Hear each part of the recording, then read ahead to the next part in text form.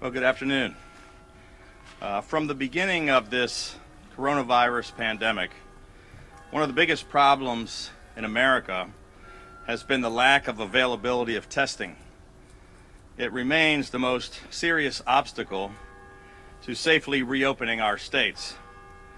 Here in Maryland, we've been doing everything in our power to acquire more tests from the federal government. Unfortunately, we have also had to compete with every state in America in our attempts to procure tests from every domestic producer in the U.S. and from sources around the globe. As I said last week, adequate testing is one of the 4 critical building blocks of our Maryland Strong roadmap to recovery. Over the past 30 days, Maryland has successfully expanded our testing capability by over 5,000%, and we have now completed over 71,000 tests to date. Last week, we secured 40,000 additional tests, and we invested $2.5 million to help the University of Maryland Baltimore lab use cutting-edge robotics to build up their capacity in order to handle up to 20,000 tests per day. All of that progress to date has been important, but this weekend we took an exponential, game-changing step forward on our large-scale testing initiative. We've been quietly working for a number of weeks on a confidential project called Operation Enduring Friendship.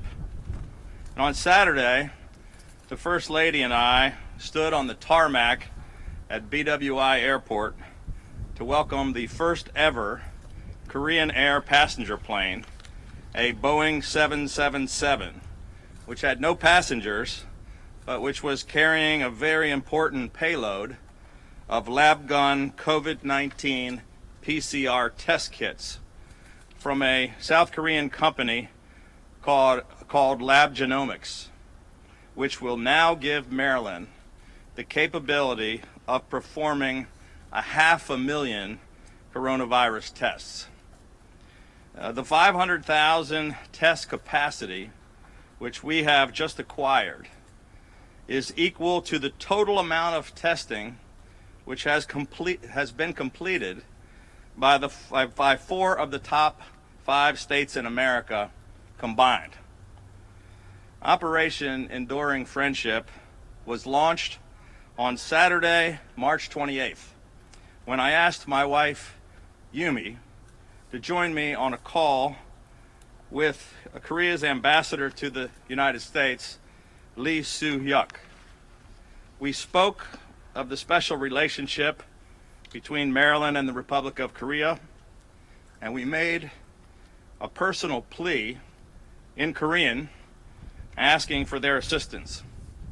That call set in motion 22 straight days of vetting, testing, negotiations, and protocols between our scientists and doctors, 8 Maryland state government agencies, and our counterparts in Korea. We convened countless calls nearly every night. Sometimes it seemed like all night, working through language barriers and a 13-hour time difference. And at the last minute, we then navigated clearances across multiple U.S. agencies, including the FDA, the USDA, and Customs and Border Patrol, in order to complete this incredible mission for the people of Maryland. I want to sincerely thank our Korean partners for assisting us in our fight against this common hidden enemy. 감사합니다. Each part of this international collaboration was unprecedented. From identifying and vetting the Korean testing company and getting the scientists in our labs to work through all of the technical details with the teams in Korea, to the complexities of the international procurement contracts and processes, to figuring out intricate logistics solutions like arranging the first ever Korean Air flight from Korea to land at BWI. It really was an amazing team effort. And I want to personally thank President Moon Jae-in, Prime Minister Chung, Ambassador Lee, and Prime Minister Hong, the Director for Public Diplomacy at the Ministry of Foreign Affairs, who is here representing the Republic of Korea today and who was there with us at BWI on Saturday. I also want to thank Lab Genomics, who developed and produced the tests, Samsung SDS for the logistical support, Korea Air for this very special charter flight, the Korea Trade Investment Promotion Agency, John S. Connor Global Logistics, and our entire Operation Enduring Friendship team here in Maryland, especially Roy McGrath, Director of the MES, who spearheaded our efforts, along with Secretary Ellington Churchill and the Department of General Services, Deputy Secretary Fran Phillips and the Maryland Department of Health, Secretary Greg Slater and the Maryland Department of Transportation, Ricky Smith and the Maryland Aviation Administration, Major General Tim Gowan of the Maryland National Guard, Colonel Jerry Jones and the Maryland State Police, Budget Secretary David Brinkley in the Department of Budget and Management. And I want to give a special thanks to Sue Koo from the Governor's Office of Community Initiatives, who stayed awake many nights assisting us with communications and who served as our lead translator throughout this entire process. I'd also like to thank our federal partners here in the U.S. for their cooperation. But most importantly, I want to thank Maryland's First Lady, my wife Yumi. She truly is a champion of this Operation Enduring Freedom. You may know her as the first Asian First Lady of Maryland, but she's also the very first Korean American First Lady of any state in the history of the United States. And it's why we have, and we're so proud to have, such a special bond with South Korea. In February, the First Lady and I worked with Ambassador Lee to arrange for a reception at the ambassador's residence in Washington during the NGA annual winter meeting. It was the first time that America's governors had all gathered together at the Korean ambassador's residence. And it was a special surprise for us when President Moon appeared on a video screen to recognize our special partnership. And he said he was so proud of my wife, and he said that that they considered me as a Hanguk Sai, which means a son-in-law to the Korean people. And I considered it quite an honor for him to say that night, but I had no idea just how much that would truly come to mean these 2 very long months later. Later this week, we will be introducing our Maryland Strong Roadmap to Recovery. This recovery plan has 4 building blocks, including a robust contact tracing operation, increasing our supply of PPE, and increasing our hospital surge capacity. And our team has been making significant progress on each and every one of these criteria. But the most critical part of both our recovery plan for Maryland and the reopening guidelines that the President introduced on Thursday is the capability to do widespread testing. The incredible success of Operation Enduring Friendship has not only put us on track to achieve that goal, but it literally will help save the lives of thousands of Marylanders. This year marks the 70th anniversary of the Korean War. And my wife often says that she would not be here if it were not for the dedication and the sacrifice of the brave Americans who fought for the freedom of South Korea. And she and President Moon have both talked about the incredible debt of gratitude that South Korea feels toward the American people. Let me just say that after Operation Enduring Friendship, the state of Maryland owes an incredible debt of gratitude to the people of South Korea. 감사합니다. As Maryland begins its reopening and recovery, Marylanders should feel confident knowing that we have done everything in our power, gone to every length, and used every tool and every resource at our disposal to defeat this deadly virus.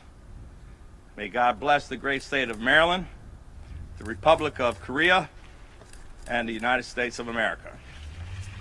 With that, I'd be happy to take a few questions. Governor, you Yes. have 500,000 tests now. What are we going to do with it?